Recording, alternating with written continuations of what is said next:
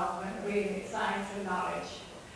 And we are very, very thankful to him that he has found time to share his knowledge and his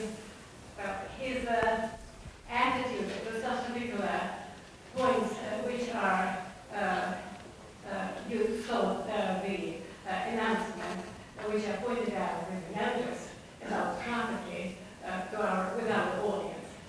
And we'll break it up over time. It's about over 1 hour, 1 hour and 15 or 20 minutes. We'll break it up in the following fashion. The first part, of course, Roger Smith, and I will introduce him in a moment. He will speak for about 15 minutes. And after that, will you please ask him as many questions as you like, but probably we shouldn't exceed our time. Well, the total is about 1 hour and 20 minutes. Thank you very much. So welcome, Professor.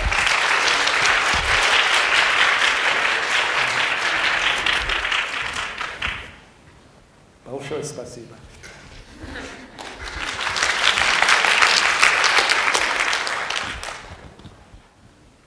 Thank you, Professor Tokareva, and thank you all for coming. And I hope that you'll find that your effort to come is rewarded. My topic today is property.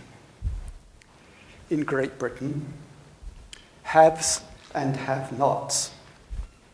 Well, actually, if you go to Google and look up haves and have-nots, you will find my topic today, which is a soap opera made in the United States, still running, from 2013, on the channel owned by Winfried Ofra. It's called Haves and Have-Nots, and it's a traditional soap opera about the rich and how they don't find happiness, and about those who don't have money who want to get hold of the money that the rich have by any means, fair or foul. Typical soap opera. Well, this is my topic. I joke. Today is April the 1st. As you know, April the 1st is April Fool's Day, in which the English like to play jokes on people. There is some debate whether you can play jokes only in the morning of April the 1st or whether you can play them all day. So I've taken some liberty and telling you that I'm going to talk about a soap opera, whereas I'm not. Let me just remind you of the kind of joke that the English think is funny. The most famous of all April Fool's jokes was that made by the BBC, a television documentary program made in the early years of public television in 1957. And the BBC made a documentary program which was shown on April the 1st, 1957. And the program was about the cultivation and the harvesting of spaghetti from the spaghetti tree in southern Switzerland. And it showed workers in the fields cutting spaghetti from the trees.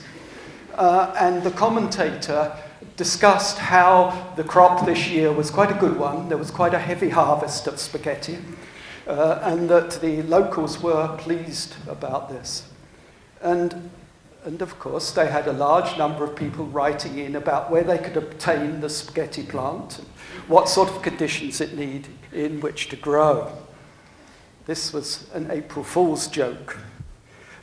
Another one which I like very much, which has a Russian dimension, is that in 1980, an army newspaper in England published an article about bear skins. Bear skins are the hats, the big bear skin hats that the British Guardsmen use. The most prestigious guards wear these large bearskin hats, and the bear skins traditionally came from Russia.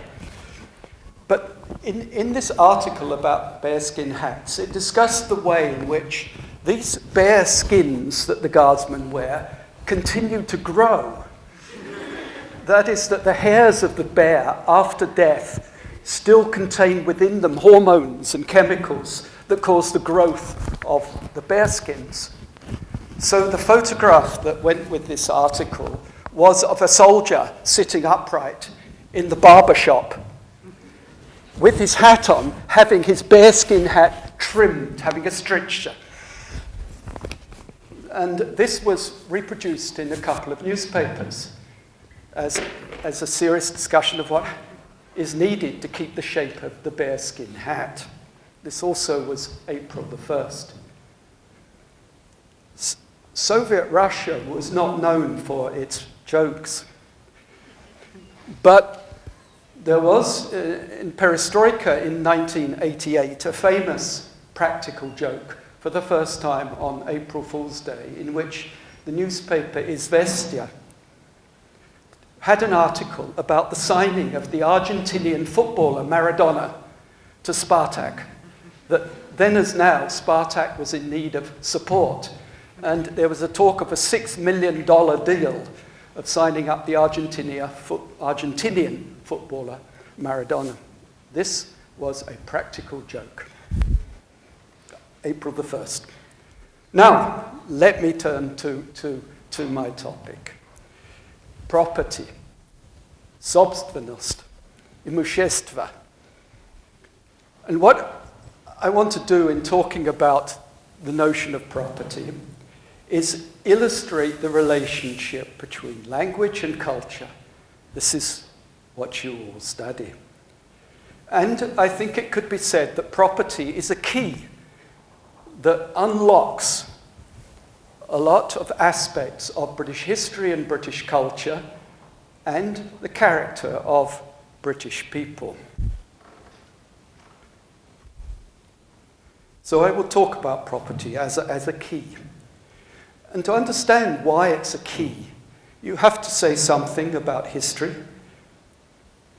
And you have to, of course, say something about the political and economic nature of that history.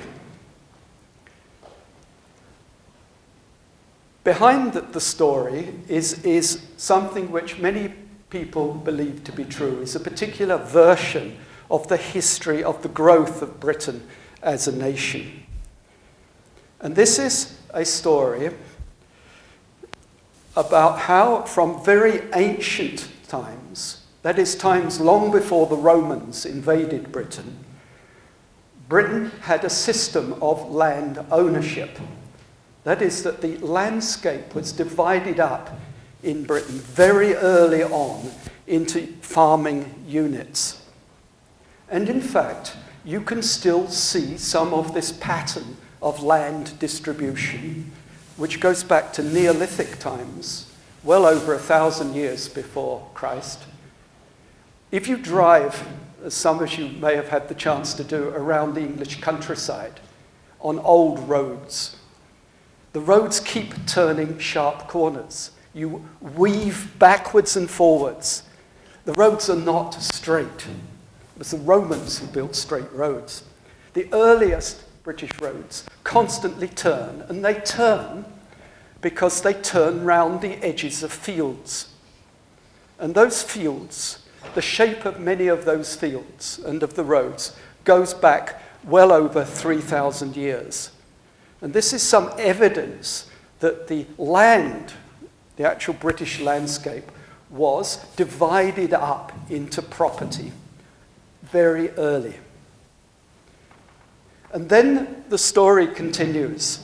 This ownership of land by many different people continued through the Roman times and continued into the period of the Norman conquest. And this, it is argued, gave Britain, and particularly England, a history in which, for as far back as people could imagine, many individual people had owned the land on which they worked. And That ownership of the land on which they worked, it is argued, gave them a sense of individual independence. And I'll come back to this theme, and it's obviously central. The history of discussion of property in relation to politics is a history of discussion of the relationship between individual ownership and individual freedoms or liberty. The point about Britain is that British people like to claim that they have a history of relating individuals to land that goes back millennia. When the Normans invaded Britain in the 11th century, they imposed a continental European system of estates onto the landscape. That is, ownership of land by aristocrats, by those who associated with and were part of the royal system of political power. But though the Normans imposed estates and a distribution of land by estates on Britain, particularly England again, they did not do so fully. That is, that the old system of individual farming continued through the medieval period, even after the Normans invaded. And that system of farming by individuals is referred to as the yeoman system of farming. That yeomen are in many ways the heroes of British history, in that these are the individuals who farmed their own land and were never serfs to an aristocratic feudal landlord.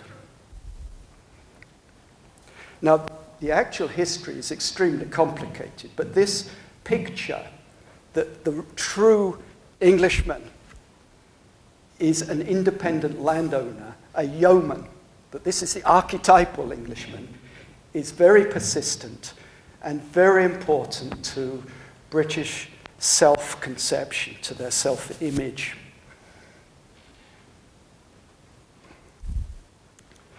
Now, let me make some comments about all of this under three headings. I'll first say a little bit of political dimension. Secondly, I'll say something about the mentality, the kind of character of mind that people have as a result of property. And thirdly, I'll say something about the law. And I'll explain these three dimensions. About the politics, I've already made the basic point. And this is the association in many people's minds between the ownership of property and political independence.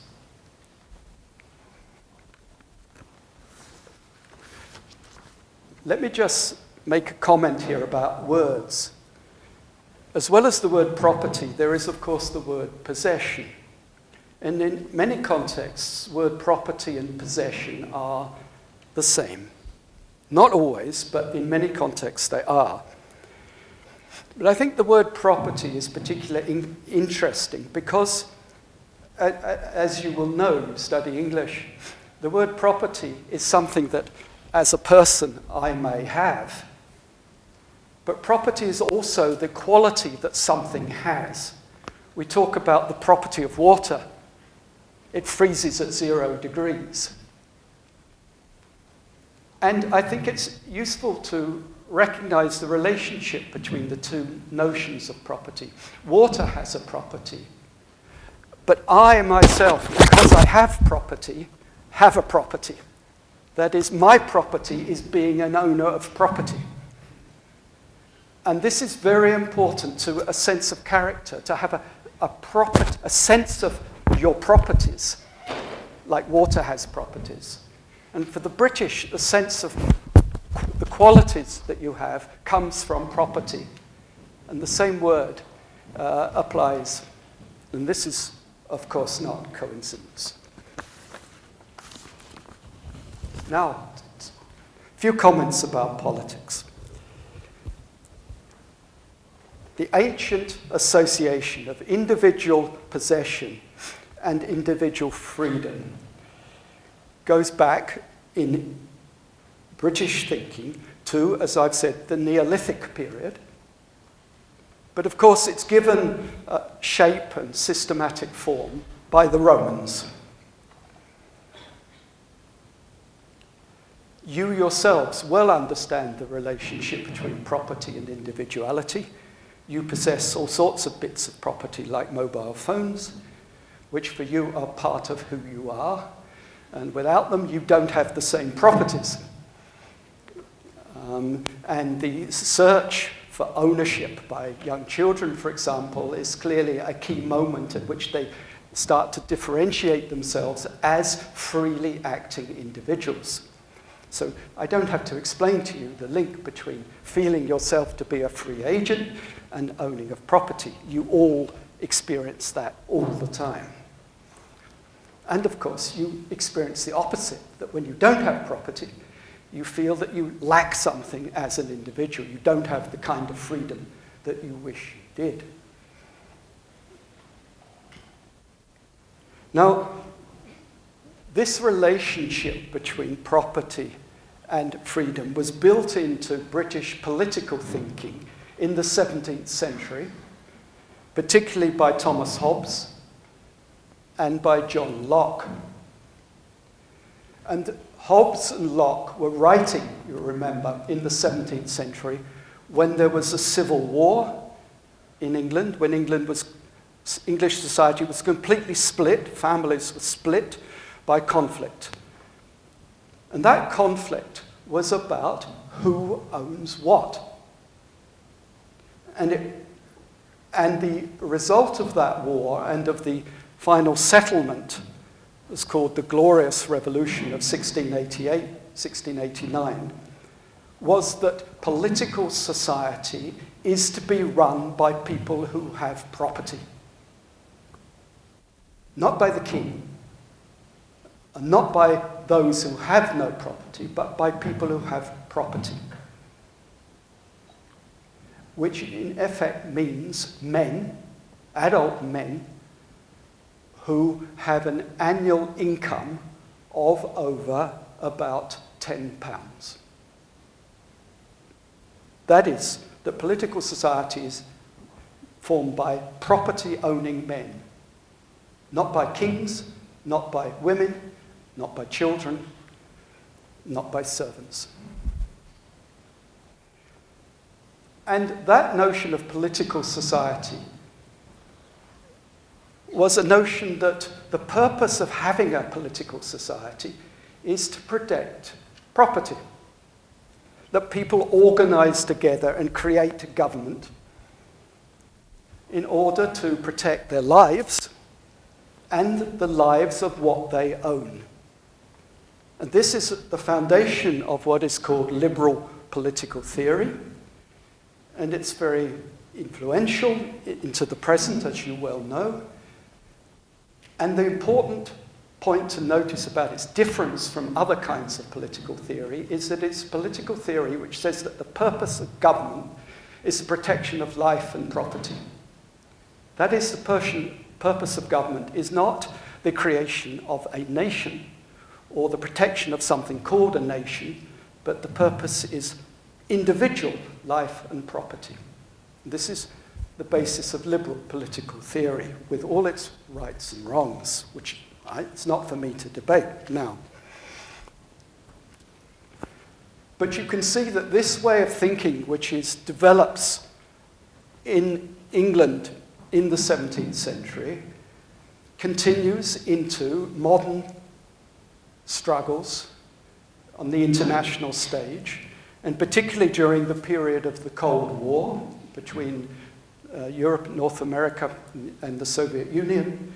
When there was debate about ideologies, the Western position was, broadly speaking, the one that the purpose of the state is the protection of individual life and property. Whereas, of course, the Soviet Union was constructed on a different ideology in which there is not personal property. Now, this relationship between individual freedoms and property, I've discussed in theory. What about practice? What happens in practice? Well, here, historically, and in relation to our contemporary world, we well know that those who have property use property to acquire more property. That is, the right to private ownership of property results in increasing freedoms for some and increasing lessening of freedoms for others. That is, from private ownership of property develops the haves and the have-nots. If there was no property, there would be no haves and have-nots. And there is, therefore, a long tradition of criticism of the idea of freedom being based upon property. Let me briefly read to you perhaps the most famous of all these statements. That is a statement by Jean-Jacques Rousseau. Now note the irony of talking about Rousseau in his criticism of property. If you walk along the streets of Moscow, you find that Rousseau's name, Jean-Jacques, has itself become property. That is, it's the property of a chain of restaurants or cafes. Jean-Jacques. Whereas Jean-Jacques Rousseau himself, in a famous essay on the origins of inequality from 1752, it's one of the great classics of arguments for increasing equality between people. Rousseau wrote, and you have to imagine, Rousseau is imagining the very primitive state of human life, in which, before there's society, he imagines people living in the wild. And in the wild, he imagines a human, a person, a man, who starts to put a fence around his land and say, "This is mine." Rousseau writes, "The first man, having fenced off a plot of ground, took it into his head to say, 'This is mine.' And he found people simple enough to believe him.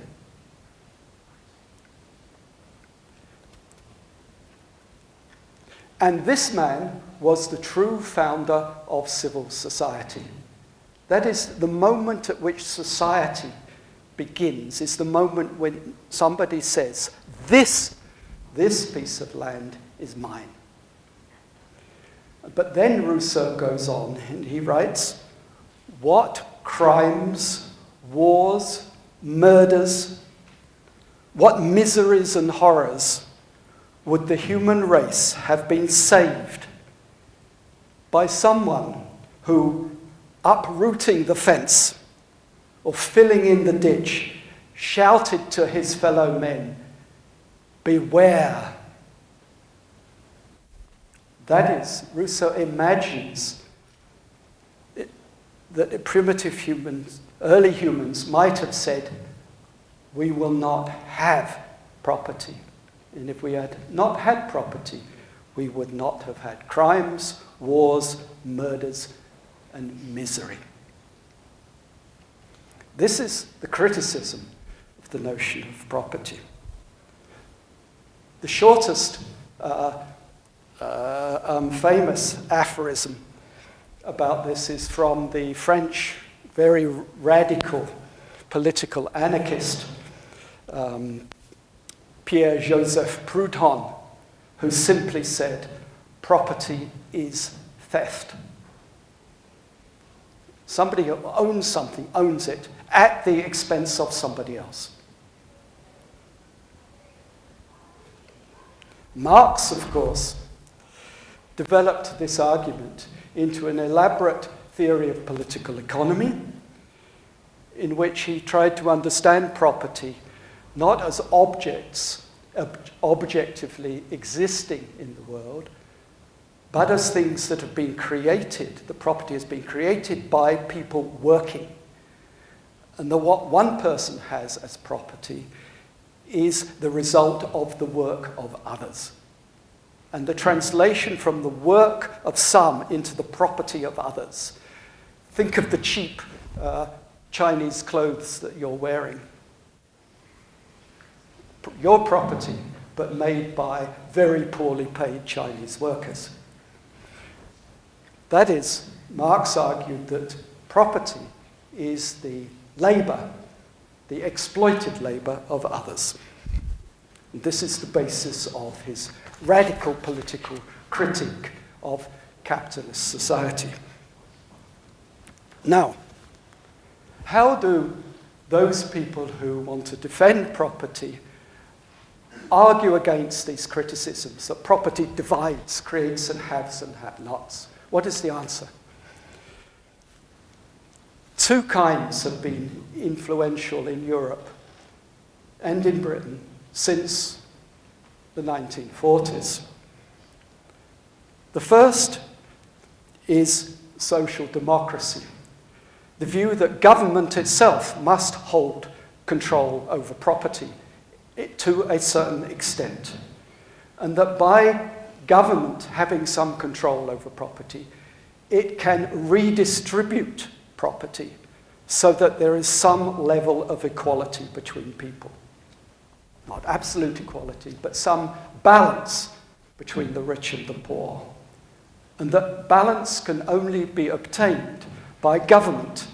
Only government has the power to control those who own a lot of property.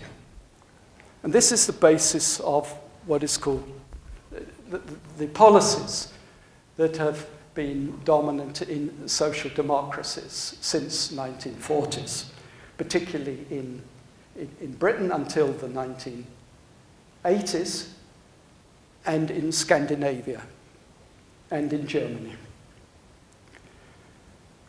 Now that view that you respond to the unequal distribution of property by using the power of government has been replaced in Britain, as it was earlier in the United States, by the political argument that what you have to do to ensure that haves and have-nots that there are not haves and have-nots, is to make everybody an owner of property. So the answer to haves and have-nots is to make everybody a have. And the question is how to do this. And there are very different views. But broadly speaking, the British policy since Thatcher in the 1980s, and developed further by Tony Blair, was the argument that government must do everything it can to make sure that individuals own property. And in particular, that they own their own house. The biggest property that most people have is their house and the land that the house is on. And the argument was that you therefore make everybody, and the jargon word is a stakeholder. You make people in society stakeholders in property. You make sure that they have some, so that then they are interested in preserving the political system, and there aren't radical, complete divisions between the haves and the have-nots. Now, the problem with these answers to how property divides by making sure that everybody has property, the problems are, of course, what do you do with the people who do not have property?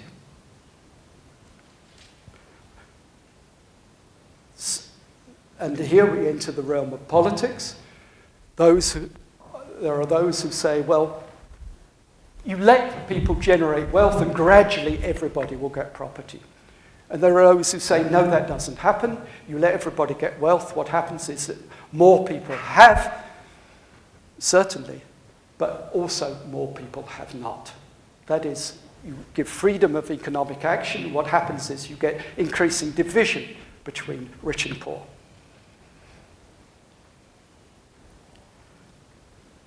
And those who take this view believe that you cannot just have a society organized to protect property, because that is a kind of society that excludes those who don't have it. Groups like immigrants, migrants, women with single children, people who by virtue of illness are unable to work, and so on. These groups appear to be excluded. Okay, let me move on to say something about mentality, about what sorts of people flourish when there is such an emphasis upon property. What you have to know about the United Kingdom, about Great Britain, is that it has extremely high level of home ownership. I'm not sure whether it's the highest in the world, but I think it may be. More people in Britain own their own houses in which they live than in any other country. And not only is this a fact, people want it to be a fact. That is, that many people's largest ambition, what do they want in life, is to have a house. That is, there is a sense in Britain in which people build up their identity. They shape their ideals around having the freedom that living in your own house provides.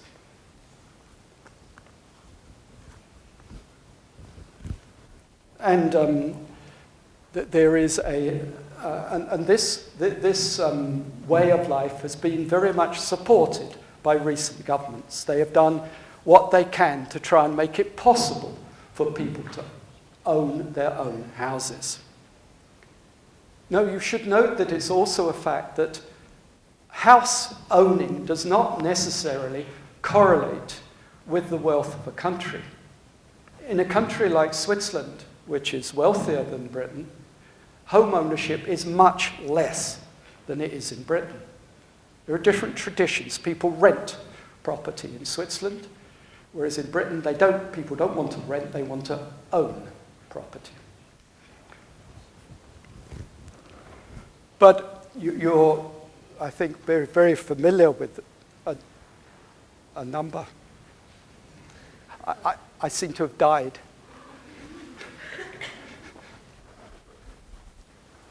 Perhaps no. Like that? Better? Yes, of course. Is it?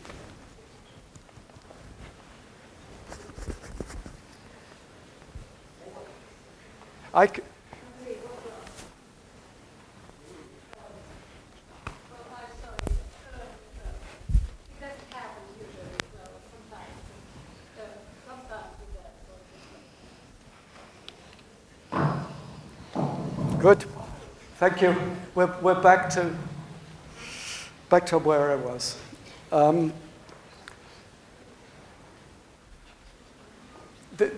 This interest in home ownership, this commitment or passion to home ownership, is of course associated with a number of famous expressions like home sweet home, or an Englishman's home is his castle. These are famous. People like to quote this expression. And of course, it's also associated with the English landscape. When you travel in the countryside in England, what you see is a landscape of big homes. When you travel in the suburbs, in the surrounding districts of London, it goes on for miles and miles and miles of rows and rows of houses. All of them many of them looking very similar, but in each house there is a separate family, and those families work, and the main income that they spend is on paying for those houses. Much the biggest expenditure that people have is paying for the mortgage, for the hypotheca on the house. So that the whole structure of people's lives is around this desire for owning the house. And they dream of having the house, which is the home sweet home, in which they are free to do as they wish, to express themselves as they wish, to live as they wish within their own homes. Very interestingly, one of the most famous homes, as in Russia, you can visit the homes of famous people. Very interestingly, one of the most famous homes in Britain is the flat, the apartment at 221B Baker Street. That is, Britain even has homes of people who didn't exist. 221B Baker Street is the home of Sherlock Holmes, which you can visit.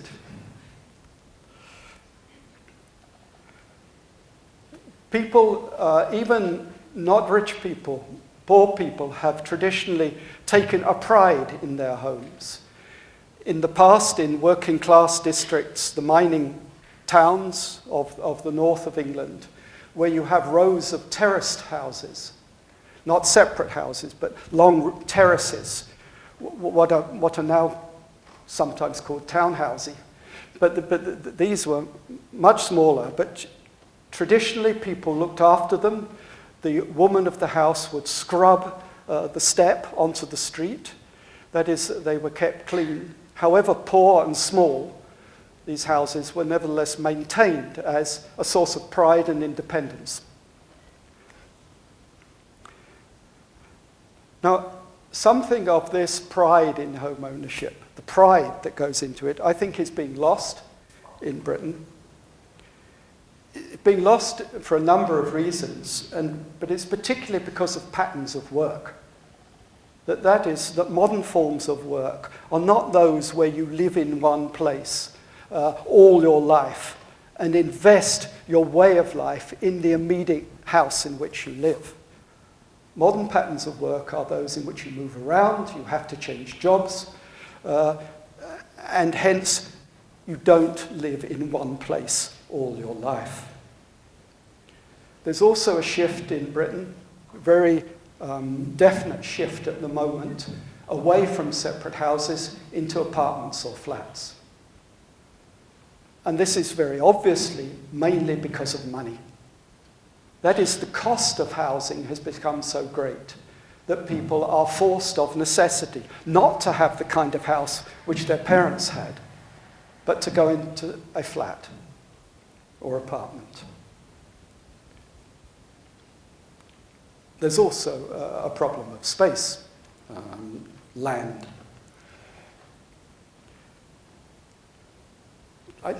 I'll come back to that relation between land and houses in a minute.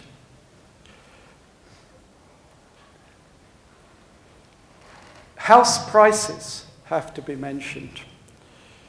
Most people's, their largest property, as I've said, is their house.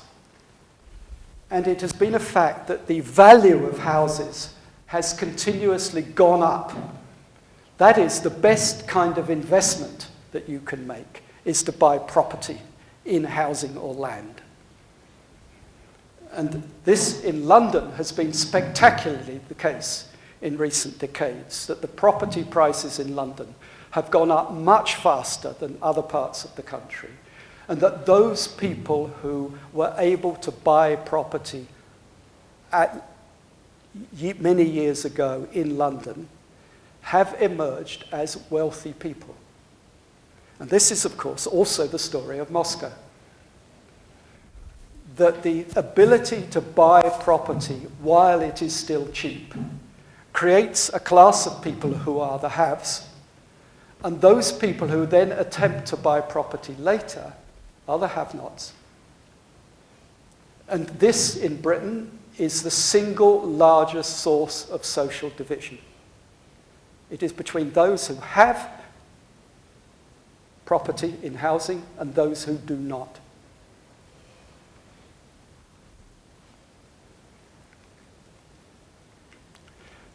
And in London particularly, this value of property has become not just a British problem, but it has become part of an international phenomenon in which the prices of property in Britain, the value of property in Britain, becomes not just a good investment for British people, but has become a good investment for the rich around the world. And as you well know, that the property market in London, the prices of property, has gone up very, very fast because of the interest that rich people from outside of Britain, particularly rich people from China, from the Arab oil countries, and from Russia, have in buying property.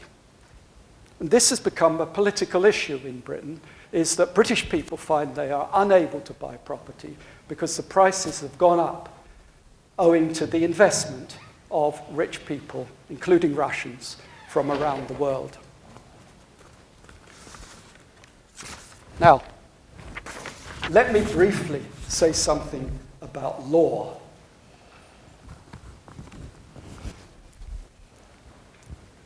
I've suggested in talking about introducing Rousseau and the radical view about property, that property may give identity to individuals, but the having of property also separates individuals one from another.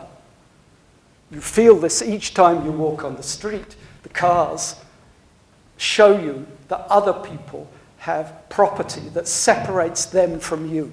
You are literally physically separated by the property of car ownership. It divides people, literally as well as metaphorically. And the importance of a legal system, as it's developed in Britain, is that it is the social way, the social institution which maintains some balance in struggles between people owning property. That is, though people with different property have different interests, and they may conflict, walking along the pavement and a parked car, there's a conflict between walking on the pavement and the parked car. How do you decide that conflict? The historical answer is that you decide it by having a legal system. And the legal system has developed in Britain as the institutional means for maintaining some level of stability while there is division of property, in conditions of division of property. And the United Kingdom law, you should first know it's in fact divided between English and Scottish law. Scottish law is not English law and is different. But English law is also the basis of United States law, and it's a body of law that has developed historically over time. Hence it is called the common law. And it differs from a system of law that you find in France or in Russia, which is a system of codified law, which is a law according to a set of rules which were laid down systematically at a particular time. England and the United States does not have a codified system. It has a common law system, a historical pattern of taking decisions about reconciling different people's interests that has developed over time. And everybody has life. They have the property of their own life. And the first business of law is the protection of life. But everybody, not everybody, has property. But law, civil law, in particular has developed as the business of reconciling conflicts of interest over property.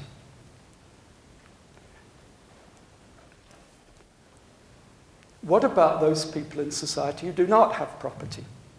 Children, women, until recently, in many ways.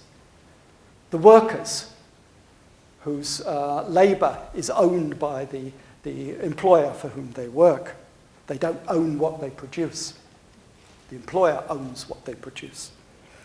And the history of law is a history of negotiating relationships between people with property, between people with property, and between people with property and those who do not have it, like children. And it's an extremely complex area of British history. With the political settlement of the 17th century after the Civil War, Britain set up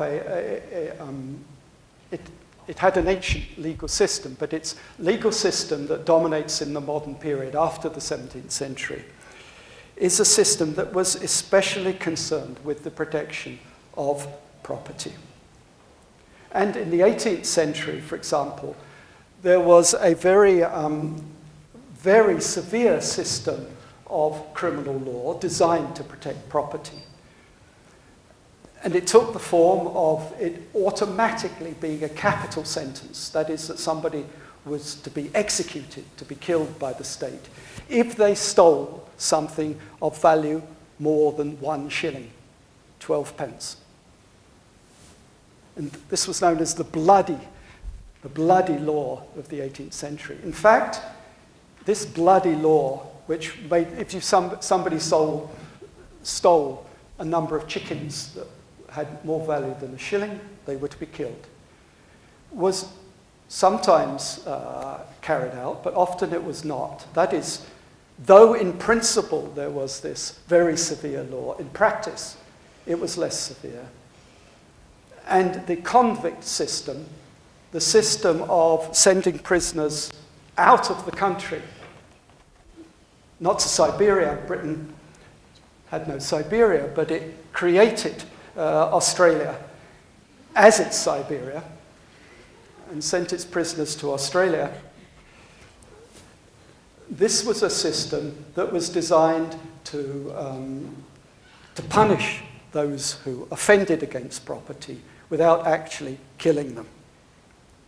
Though, of course, many convicts died in Australia as they died in Siberia. What about the position of women? Women have, in many centuries in English law, been able to own property. But until fairly recently, women who married had their property transferred to their husbands automatically.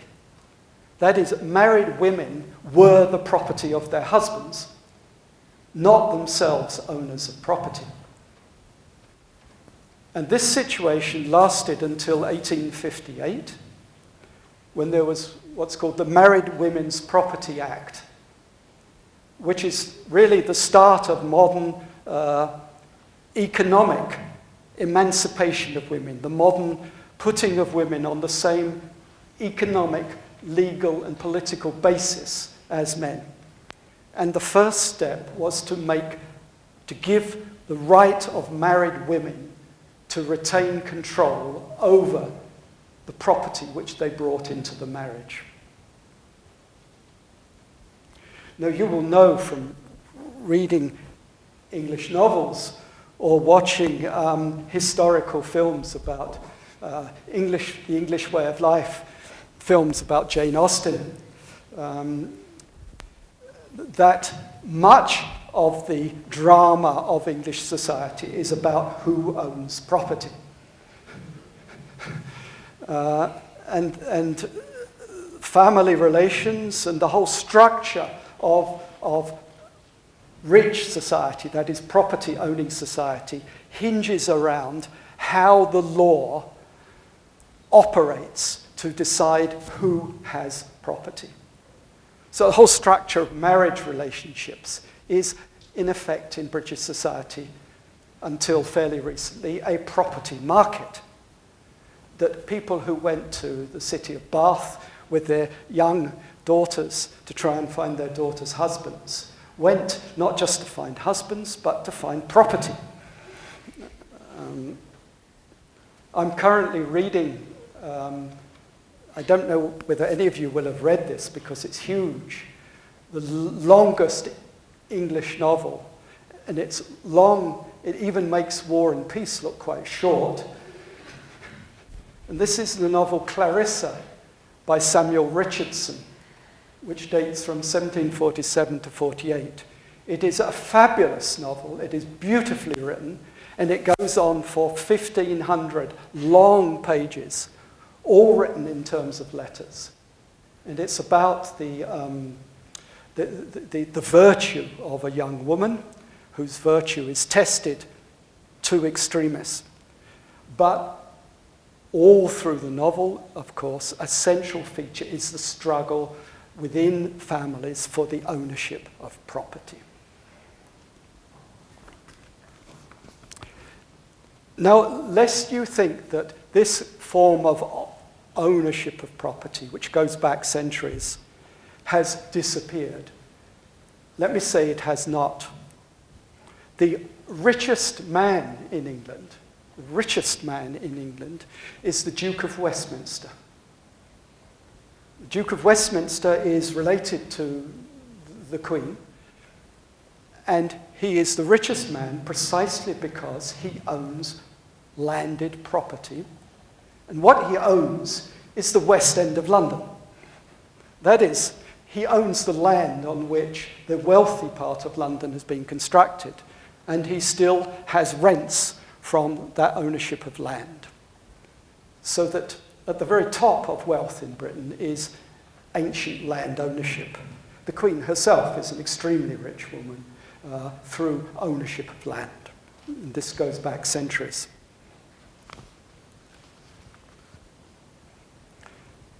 I'm just coming to an end. Let us note, I'm not going to talk about this, that property, of course, does not have to be something material. I've talked about land and houses. But property can also be your thoughts or your inventions. And much modern discussion about law and property is not discussion about material things, but about immaterial things, like trademarks or like inventions.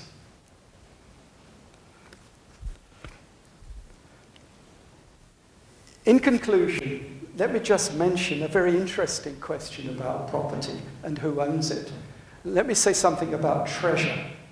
That is about something valuable that is dug up out of the ground. Treasure trove, clud. Who owns it? And there is a long debate in Britain about who owns it. And until recently, people differentiated two kinds of treasure. There was the treasure that had been lost or buried and forgotten or never dug up. It's hidden for safety. That was one kind of treasure that was not meant to be buried, but just temporarily buried. And then there was treasure that was buried because it was intended to be buried, because it was part of a burial. And until recently, treasure was only that which had been lost.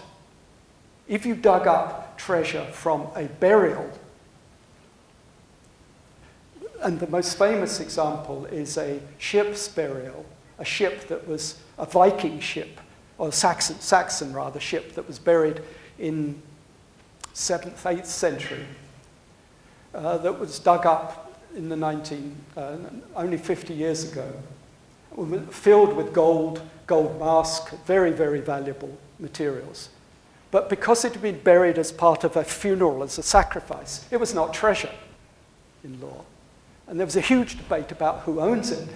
If it's not treasure, whose is it? And this was the Sutton Hoo. Some of you may have heard the Sutton Hoo burial if you've been to the British Museum. you can see this treasure. But recently, legislation was passed so that there is now a system whereby if you find something valuable in the ground, and it does periodically happen, you have to report what you found. And then there is a hearing, a special kind of hearing, a legal hearing, in which what you have found, if it is of value, is offered to a museum. But the museum must pay for it.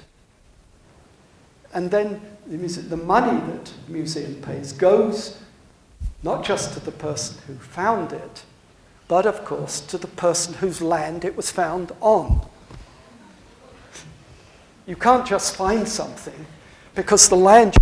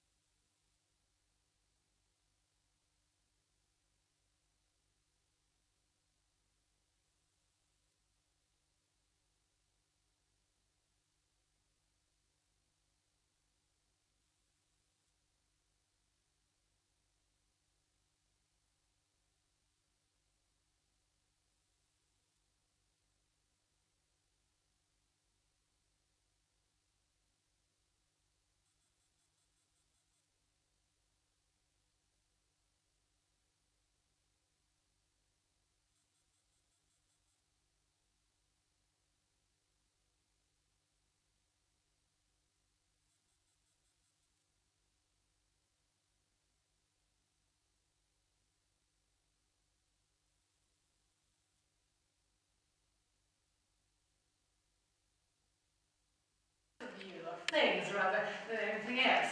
And probably there are some practical points that the people would like to take interest in. And my first question is, what do you think about fracking? Because fracking is quite a problem for modern English people. And how do you connect it with a little secret word, NIMBY, not in my backyard? Right. So, in what way are they connected, and if there is any connection at all? Thank you. This is an interesting question. Fracking, I think most of you will know, but fracking is the technology for extracting gas from rocks by pumping in hot steam and pushing out the gas. And this is a technology which involves, in effect, splitting the rocks to release the gas from within them. And there is a big debate in England about whether or not to allow fracking. The first question is, fracking takes place within the rocks. Who owns the rocks? Because your house sits on top of them, do you own what's beneath you? You usually do not own what's beneath you in Britain. The resources, coal, oil or gas that's below you is not owned by the person on top. It's usually retained by some previous owner. what do I think about fracking? The problem with fracking is that it breaks up the existing structure of the rocks, and nobody knows what the long-term consequences are. So there's a gamble. It particularly disturbs the flow of water within the rocks. So many people then fear that if fracking takes place beneath where they live, they themselves will in some way be affected. And in particular, what they fear is that the value of their property will be less. And this concern that the value of your property will be less because of something done near it leads to what Professor Tokareva refers to as NIMBY. This is the attitude where people say, yes, it's a good idea to do that, to build this or to have fracking, but do not do it, not in my backyard. NIMBY. Yes, but not near me. And this is a very common characteristic of property owners, that they're all for the creation of wealth, generally speaking. But if the creation of wealth affects them badly, they're not for it.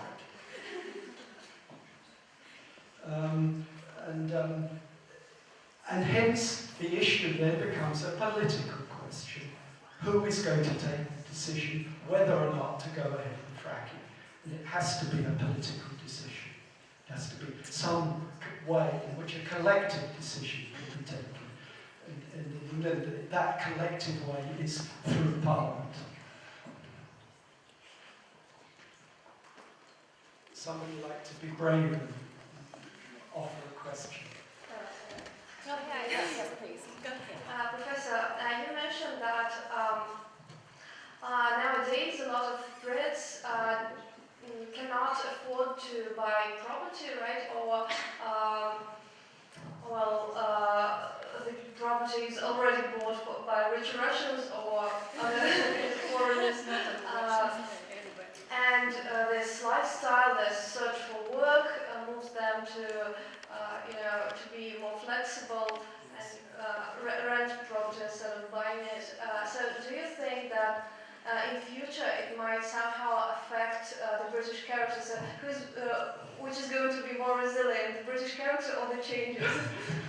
This is a very interesting, lively question.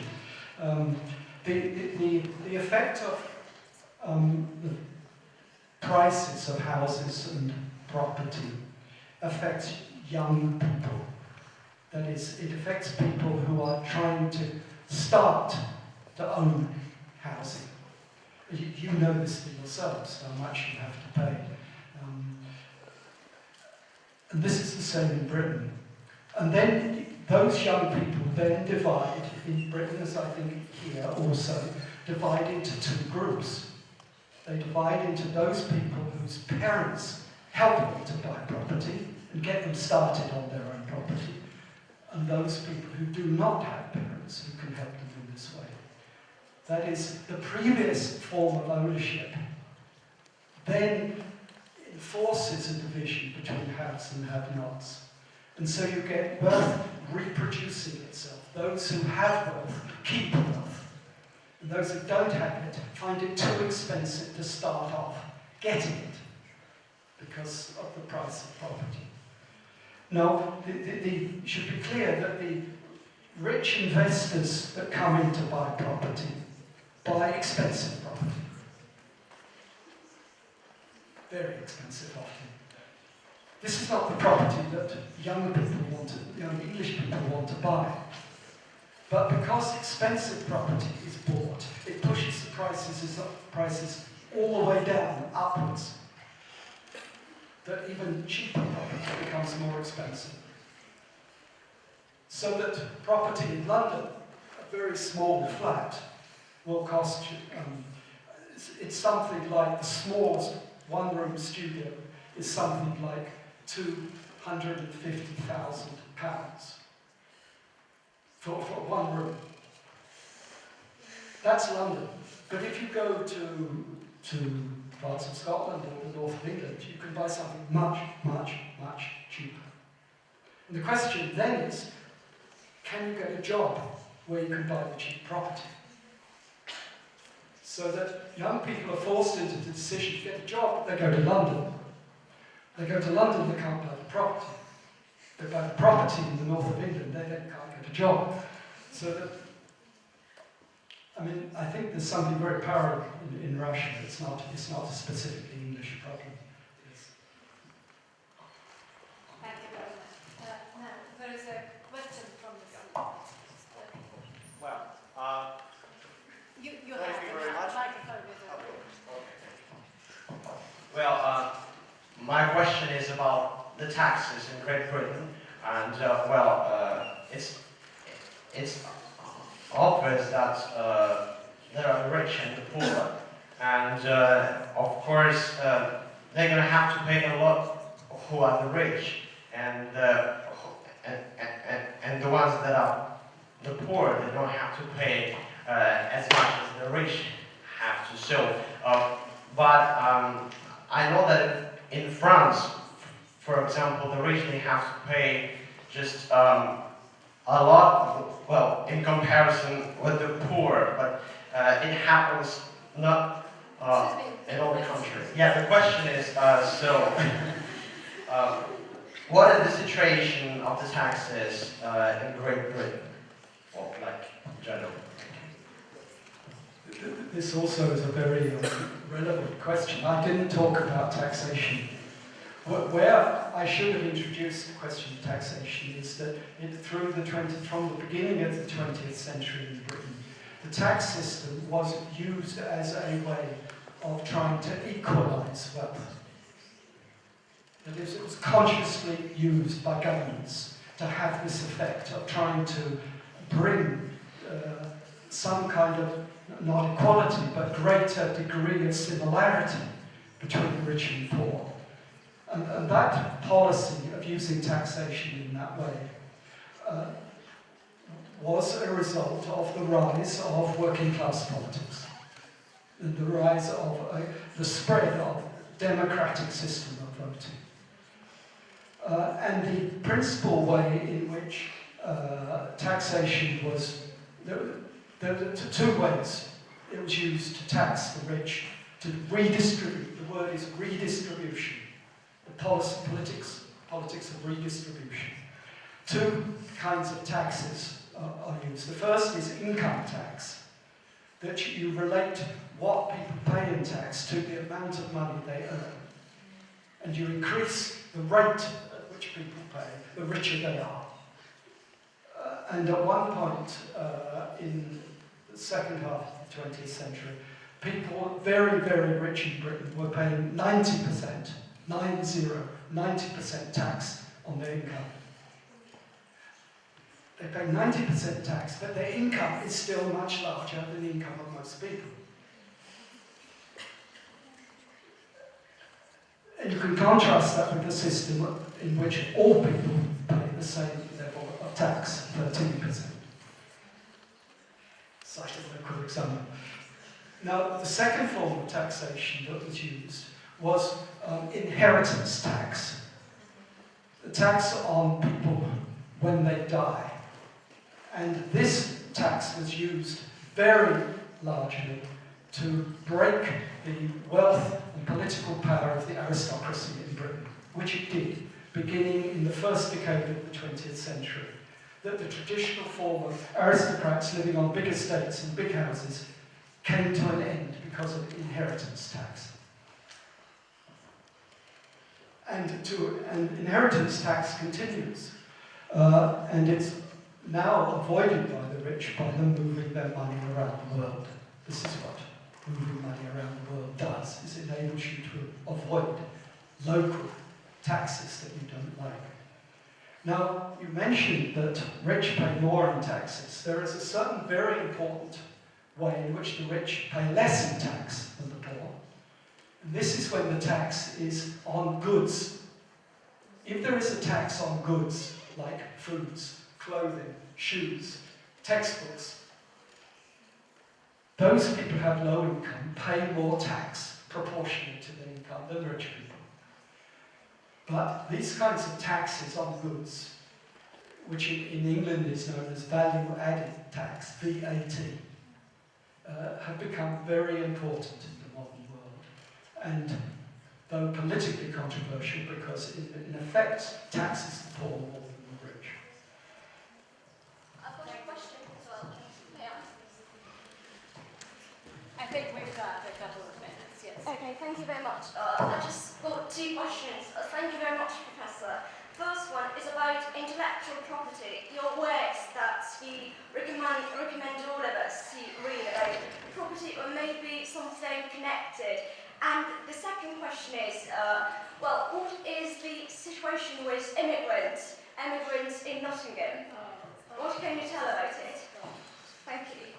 Well, the first one about intellectual property. Intellectual property is treated just like any other kind of property. It's something you have. And therefore, and if you've had thoughts and you've invented something, like James Watt invented the steam engine, he invented particular technologies that made the steam engine efficient. There were earlier steam engines.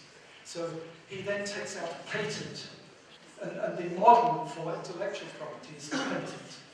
The design of something new that you could claim in law is new, and hence for a length of time becomes your property. This is called a patent.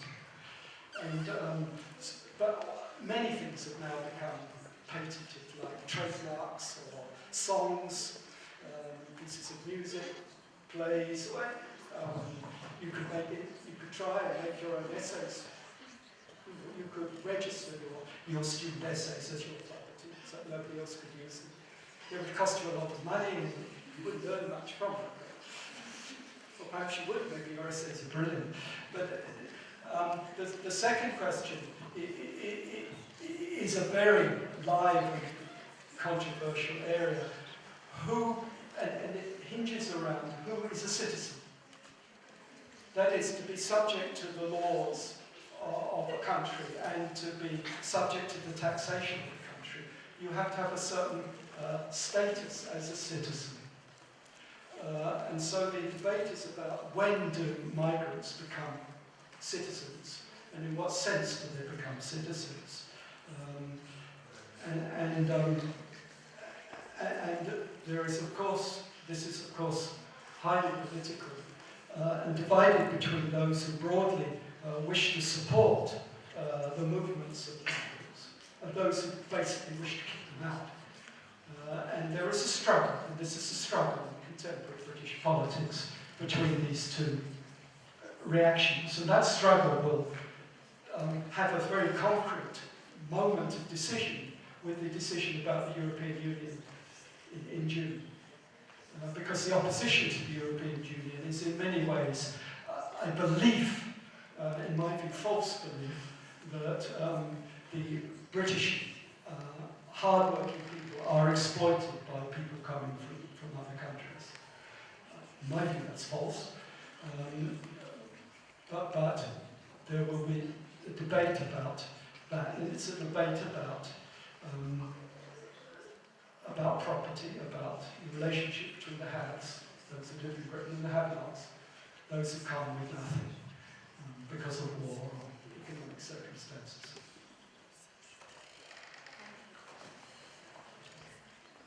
Well, I'm afraid we don't have any time for any other questions. And, well, in conclusion of our absolutely wonderful talk with the professor, and thank you very much for the lecture. That was not only enlightening,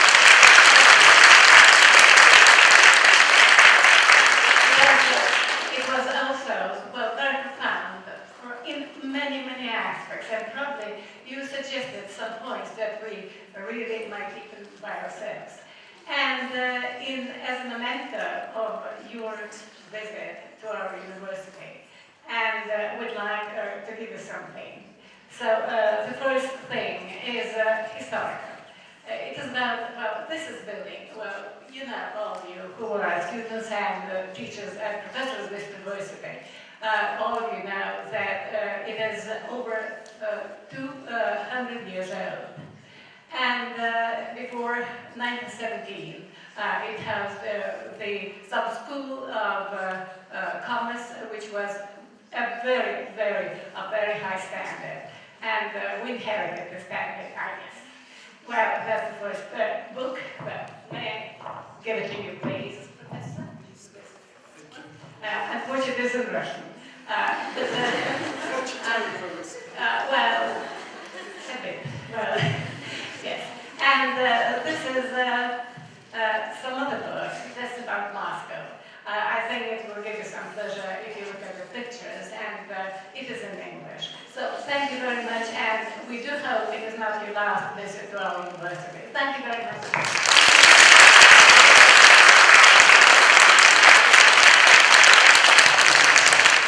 Thank you, well, everybody, well, for coming, and I do hope and do think, I'm sure, that you did enjoy it. Thank you very much.